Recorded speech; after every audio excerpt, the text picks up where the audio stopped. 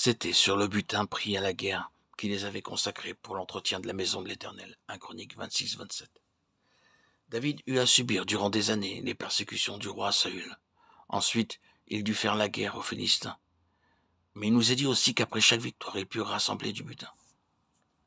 Leur première pensée fut celle-ci. Quelles sortes de matériaux seront les plus utiles pour la construction de la maison de Dieu? C'est ainsi qu'au travers de toutes ces batailles, de toutes ces guerres, ils rassemblèrent du butin, des matériaux qui plus tard ont servi pour l'édification de la maison de Dieu. Il en est de même pour nous spirituellement. Notre vie chrétienne est comparable à une guerre spirituelle, comme cela nous est toujours à nouveau rappelé. Nous avons beaucoup de luttes intérieures et extérieures à traverser.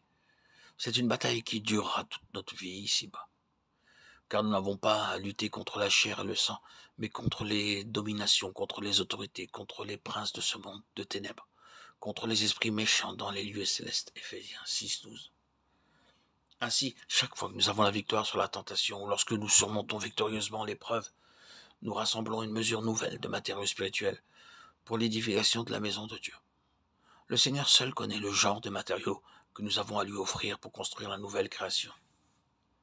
L'ancienne création fut amenée à l'extérieur, à l'existence, en partant de rien, par une seule parole du Seigneur Jésus-Christ.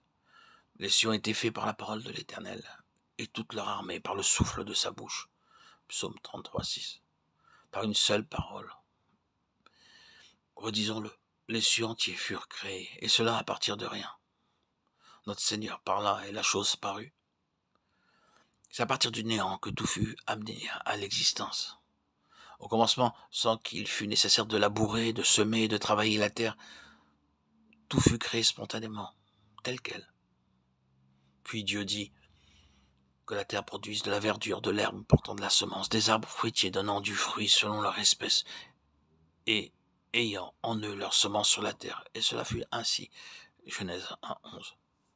C'est ainsi qu'en partant de zéro et par une seule parole, tout fut amené à l'existence.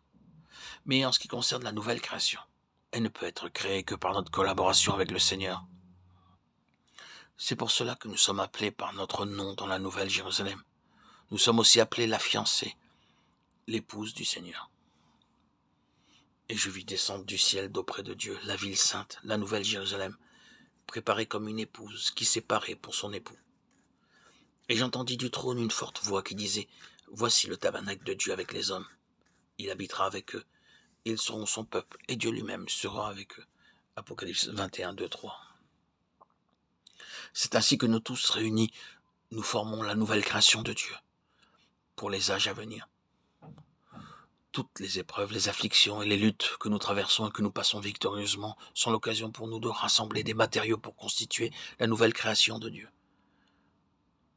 C'est pour cette raison que dans la parole de Dieu, nous sommes appelés le trésor particulier, les perles de grand prix, ou par d'autres qualificatifs, car l'Éternel s'est choisi Jacob et Israël pour qu'il lui appartint. Psaume 135, 4.